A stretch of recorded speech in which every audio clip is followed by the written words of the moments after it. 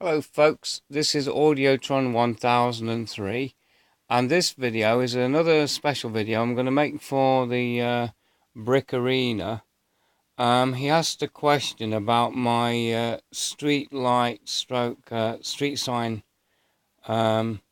collection and if I ought to get rid of it to make room for more Lego. So I thought I would make this special video to explain why I have a collection of street lights, street bollards and other such things in the collection.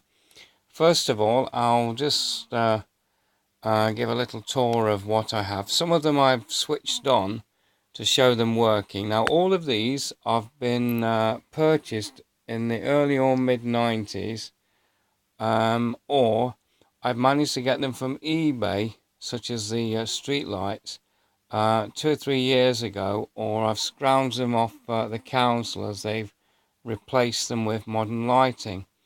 First of all, we have two classic metal internally illuminated bollards.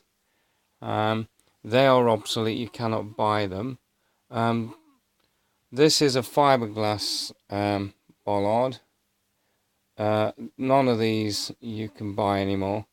That one is working, it's just that I'm using it as a storage cupboard, which is why it's not lighting up, because it's full of unused, I don't know what you would call them, humidity devices. You peel the tops off and they absorb any moisture. It helps to keep my brick collection dry. These are some more of them. Now most of these manufacturers, they no longer exist. They've been bought out by other companies, so these models don't exist anymore, or they've moved on to other technology. This is a bollard that's made specially for me, in the sense it's been printed for me, because there's a different sign on each side. It wouldn't work in reality because everything is different. So for example, you have a cycle lane, no entry, this one is pass both ways, etc.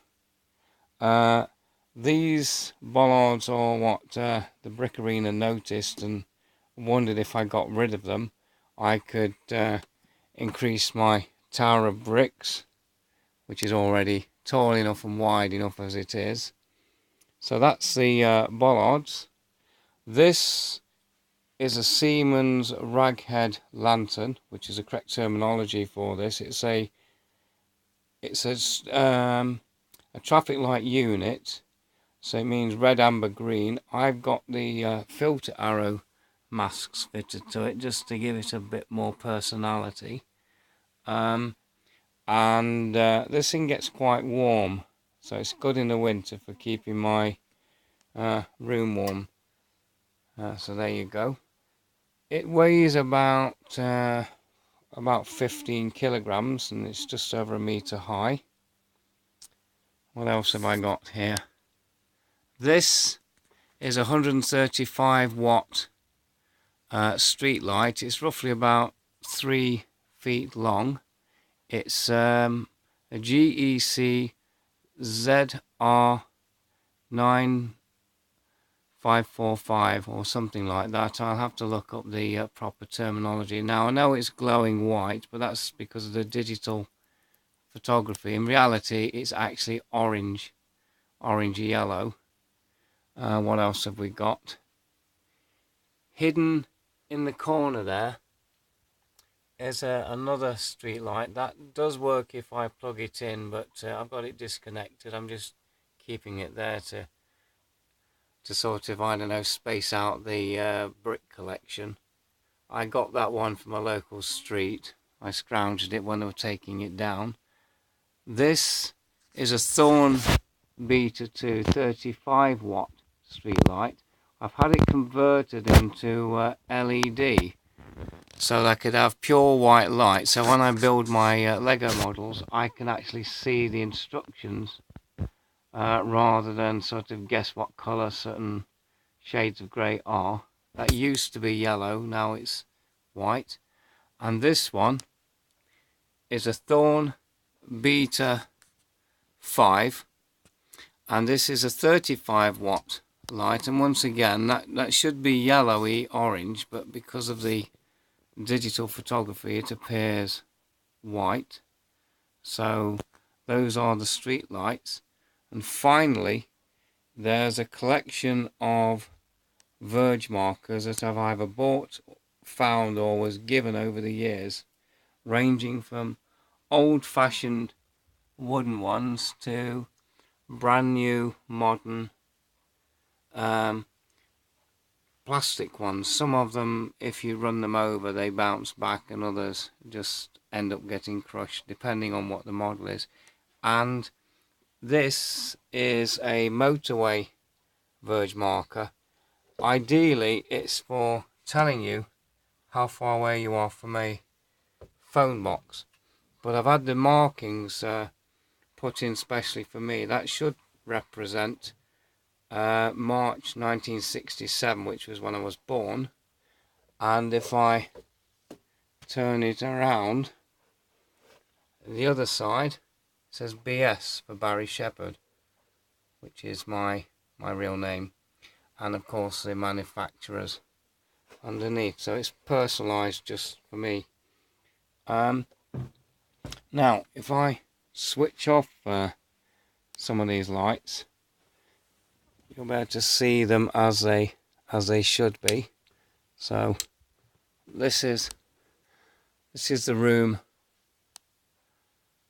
in well, I suppose what you might call more normal lights, so you can see the street lights as they are. This is the proper bedroom light. Looks like a candle compared to some of these. And that is the 135 watt street light that was glowing earlier. Now that I've switched those off, you can see the whiteness of these lights, because the street lights are so powerful they wipe out any other colors. So there we go. So basically, one more thing I'd like to say is they look like they would take up a lot of electricity, but I don't actually have these things switched on, and certainly not all of them all at once. They all take 11 8 watt fluorescent tubes. The street lights, well, they are really sort of 35 or 55 watts, so they're actually cheaper to run than a domestic old-fashioned light bulb.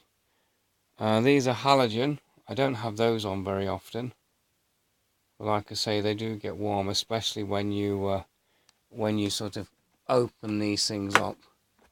You can actually see the lamps inside. So if I, sorry about this, so if I sort of show you inside, this is typically what's inside a street light, street traffic light unit. Nothing.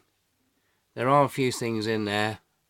That is just a little tub of spare parts that I keep, and that's the little transformer that changes everything into a lower voltage. So basically this is the collection of lanterns, bollards and verge posts.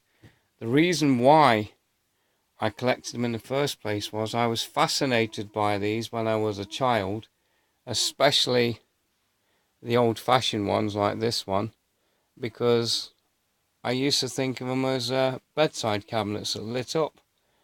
And I've never grown out of coloured lights. I've never grown out of any kind of fancy lighting, and over the years, when I was old enough, I bought them from the manufacturers, usually at a cheaper price, because I was a collector and not an authority.